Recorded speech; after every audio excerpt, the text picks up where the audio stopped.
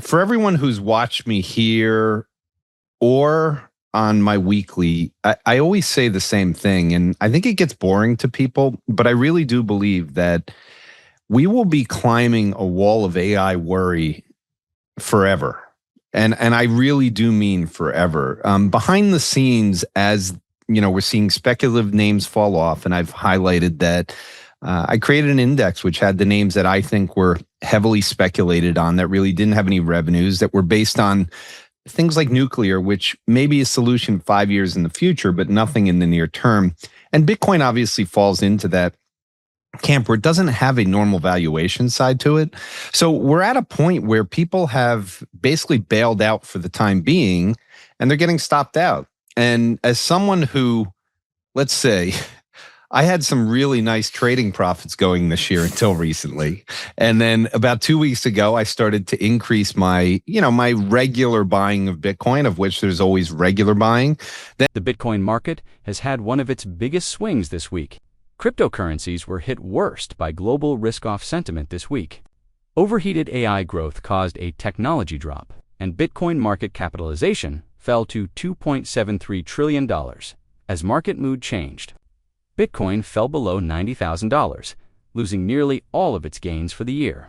And over $1 billion in leveraged long and short positions were liquidated in one day. Bitcoin's initial ascent set the tone, but Thursday's drop to $80,000 was the worst liquidation event since 2022. Institutional flows plummeted suddenly. A single session saw roughly $1 billion in redemptions for U.S. spot Bitcoin. One wallet distributed $1.3 billion in Bitcoin, all contributing to a catastrophic selling spiral that shook investor confidence. Although Friday gave some relief, it was hardly a complete recovery. Structural damage, low confidence, and volatility endure. It showed that buyers wait for market dislocations and intervene when value arises. That low initial demand underpins today's topic. The distinguished macro investor, Jordi Visser, with over 30 years of Wall Street expertise, told Anthony Pompliano that this is not a structural breach in his most recent conversation. An asset class with fast movement liquidates. Investors should note that Bitcoin is just down a few percentage points. Even if it recovered to six figures by year's end, it would be positive. With Bitcoin nearing its 7-month lows and the cryptocurrency industry under pressure, investors are concerned not only about price declines, but also about the causes. Jordi Visser puts the panic down to liquidation events and speculative sentiment rather than underlying vulnerabilities, citing AI innovation, tokenization, and regulatory clarity. What does this mean for long-term positioning and risk assets near 2026? Raoul Pal analyzes past quick de-risking episodes and their market effects later in this video. Like, subscribe, and comment below. The conversation may affect your strategy for the future months. Yeah. What's amazing about this one, and what I think is both surprising but also enlightening, the S&P is still only about 5%, 5% off all-time highs. So when we went through this, and you're naming how sentiment in some measures is lower than it was on Liberation Day, yet we're nowhere near that in terms of just the S&P fall. So this has really been speculative retail names, and obviously Bitcoin. These have been the areas. And for everyone who's also lost money in altcoins, this is all of crypto. So this isn't just there. But I will say this.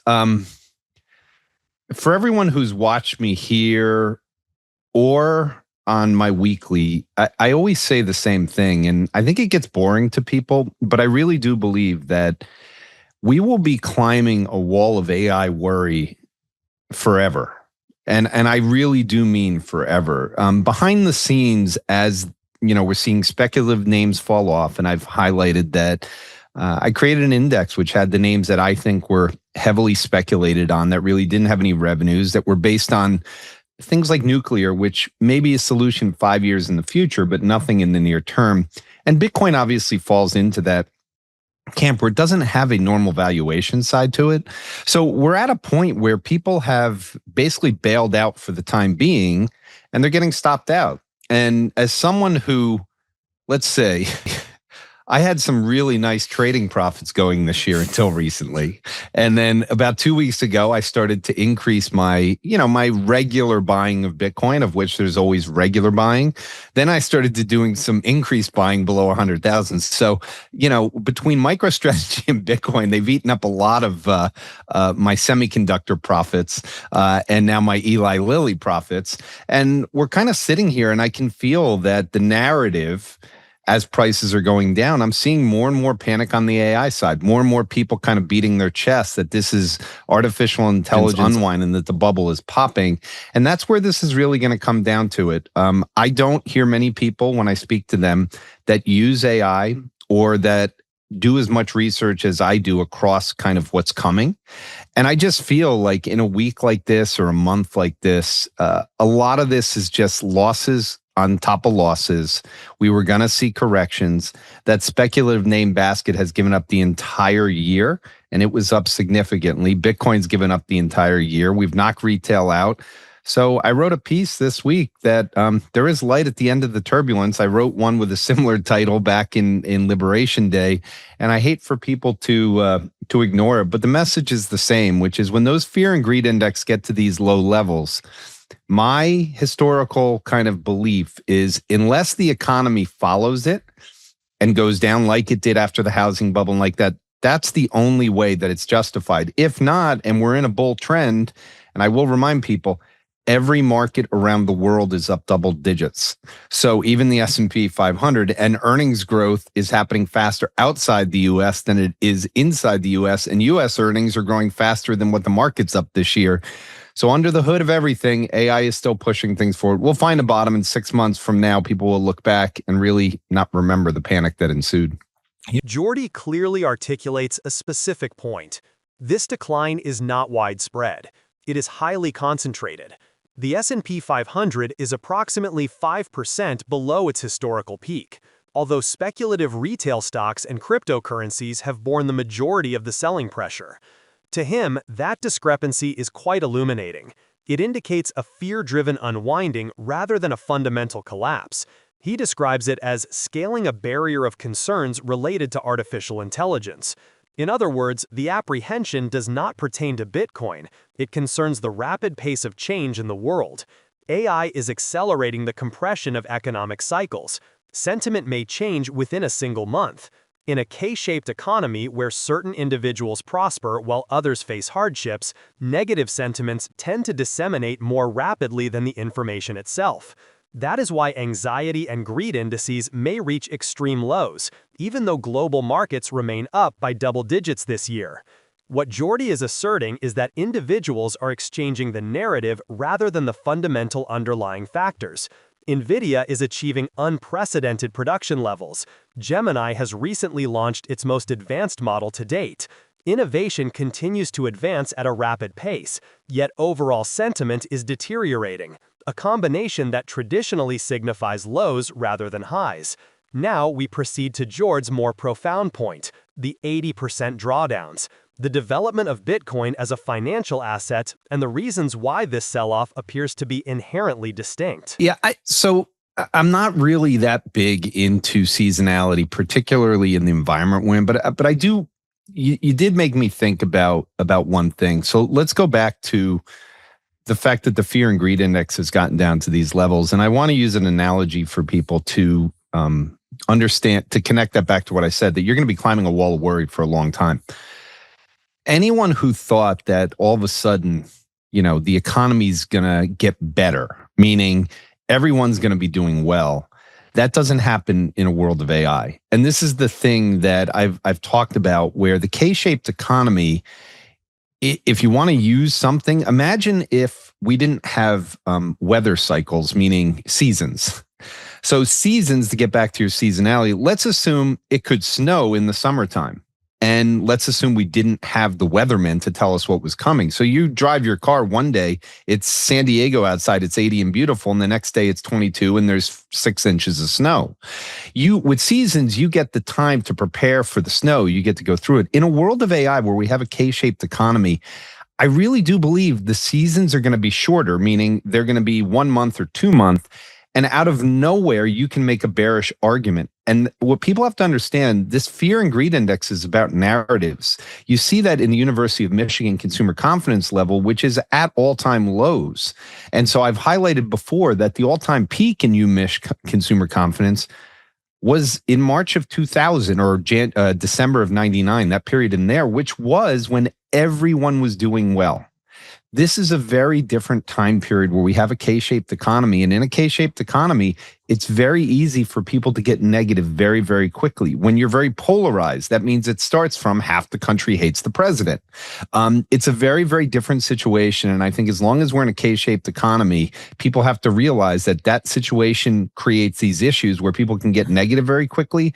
And I think AI is forcing this. Exponential innovation did it. And so that's why I keep saying to people, at the end of the day, what'll matter for AI is NVIDIA blew out numbers this week. There's nothing wrong with what's happening with AI. Then you add in that Gemini came out this week, the best model ever. And it's amazing what it can do.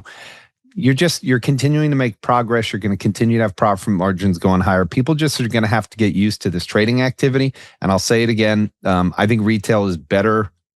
I definitely think it's a sign where there is some forced selling going on and some hedging going on. So I saw this morning, because the biggest thing yesterday, as someone who is, up in Maine, is doing a lot of other things, I looked at the market. I saw it was up, 1.5%. And then about 2 hours later, I looked and I'm like, wow, we're down 1% now. That doesn't happen too often. And then I read this morning and saw some posts on X that went back and highlighted that there's only been 3 other times in the last 30 years that the S&P or the spiders did what it did yesterday. So for SPY to be up over 1.5% and then finish down over 1.5%, there were 3 other times.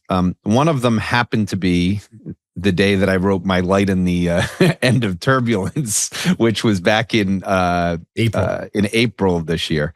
And then the other 2 times, believe it or not, were in October of 08 after Lehman Brothers during the melee.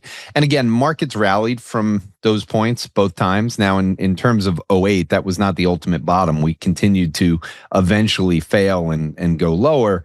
But back then, the economy was going into a recession. And I think that's what I'm going to say is, what that represents to me is, yes, that was a bad sign. And if you're a trader, the way that I start doing things, in fact, I texted you this week saying, I think the bottom's in for Bitcoin. It fell another 9% since I've texted you that. So that was wrong. And again, I think we're in that mode where they're searching for where the pain will be and where we'll get forced selling. When you get into scenarios like that, including 08, I will tell everyone, until we actually see kind of a, let's say a 4-hour big white candlestick where we're down and we go straight back up, then you look for the retest. And on the retest, you want to see if the RSI divergences are there. And we don't have any signals in that yet. But I think every day now I'm watching for trading signs where I can, let's say, triple the amount of money I'm putting into Bitcoin. And some of the other names, although the semiconductor names and the things I still like for next year, they haven't fallen as much. So really, when you're trying to go bargain hunting right now, aside from Bitcoin, I really can't find anything that I personally want to buy. And that says to me that this has been more of a healthy move lower, not something more panicky. Yeah, so I have a lot of thoughts on this, and I'm going to include them in my YouTube video this week, where we've already had 4 80% falls in Bitcoin. So let's not stop at 30. It is an asset that historically has been able to lose 80% of its value and then go to all-time highs again, all during its lifespan. So to have 4 of those, that doesn't happen in the S&P 500. And again, there's an element of this of 2 things that I think are important, and this is why I still don't believe that we're going to extend this much further. And I'd like to hear I'm going to ask you a question at the end of this, because I think you'll be able to add some value to me as someone who's looking at data, statistics, and I'm only investing in Bitcoin for one reason. I believe that exponential innovation runs coinciding with it, and that 25 years from now, where AI agents are accelerating what the world will look like in the future, Bitcoin will be a major beneficiary of what's going to happen. So in those 80% drawdowns to get to that level, it was an immature asset. It wasn't very large. it has finally reached a status this year in the crypto entire thing to get up to $4 trillion overall.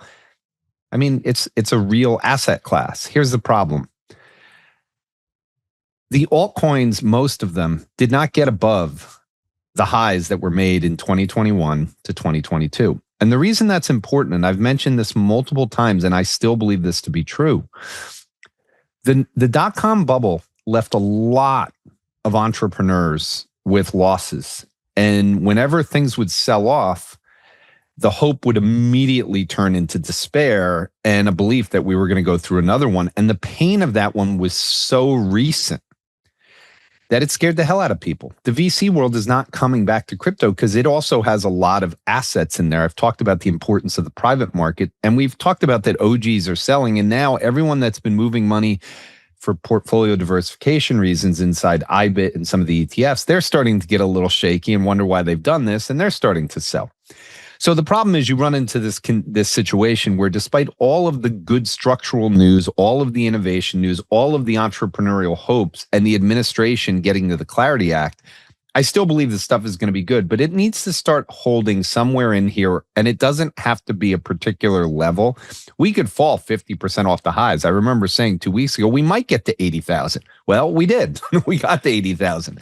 I still think there'll be a day when it reverses back higher, and this is where I wanted to ask you a question that I think for the people that have known me a long time that watch us, and probably the people that have known you a long time that watch you, you must have some feeling or insight that there is some kind of forced selling that was triggered by some event. I'd love to hear it, and I'm sure other people would too. And this concludes the concluding component of the analysis, offering a broader macro perspective from Raoul Pal. One of his most recent posts on X states, "Utterly brutal crypto markets, with relentless rapid position unwinding and circulating rumors following the impairment of 1010 market maker balance sheets, resulting in decreased liquidity and a significant collapse." To Raoul, this environment bears a striking resemblance to what was observed in 2021, when Bitcoin declined by 56% within only 4 weeks. Ethereum declined by 62% and Solana plummeted by 68%, only to recover sharply and reach new all-time highs. He characterizes the sell-off as perplexing, much like the one we are experiencing at present. However, the central premise of his message is as follows. Given the predominantly favorable macroeconomic environment, it is difficult to conceive that we will not witness a comparable, rapid recovery here.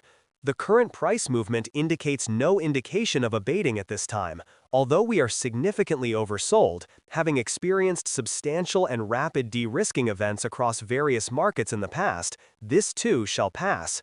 Given the prevailing negative sentiment and the stark divergence from our anticipated outcomes for the bull market, it is simple to succumb to defeat and fall into despair. However, as Raoul Pal has optimistically observed in his post, this situation will also eventually pass. The remainder of the post states, "My approach is to increase positions during these sell-offs, but I am comfortable with significant fluctuations in P&L over a long-term, multi-year trend, as I have explained on numerous occasions." However, individual circumstances and investment horizons vary. Wishing you the best of success. It is unappealing and further complicated by the absence of substantive negative news beyond price fluctuations. Whenever possible, attempt to disconnect from your screens and immerse yourself in nature to alleviate tension. Raoul is not minimizing the suffering. He concludes that tweet by recognizing the severity of this sort of volatility for all investors, regardless of their level of experience. However, he is reminding us of a concept that closely corresponds with Jordi Visser's thesis. There is no indication within the macro environment of a structural failure. Liquidity remains present. Innovation remains ongoing. Institutional movements have not ceased to exist. What we observe is compelled liquidation rather than fundamental deterioration. Put simply, this instant appears disordered due to the absence of a crucial piece of information. In retrospect, we will determine what caused it. Historically, during periods of increasing liquidity, rising adoption, and rapid innovation, such abrupt liquidations tend to resolve in a manner characterized by a highly aggressive reversal, often preventing most participants from re-entering the market. If you found this analysis valuable, please ensure to like this video, subscribe to the channel, and share your insights on the future direction of Bitcoin and cryptocurrencies in the comments. Your input influences the direction of the discussion and guarantees that you will not overlook any forthcoming analysis as these markets continue to develop. Thank you for your attention, and I look forward to seeing you in the next installment.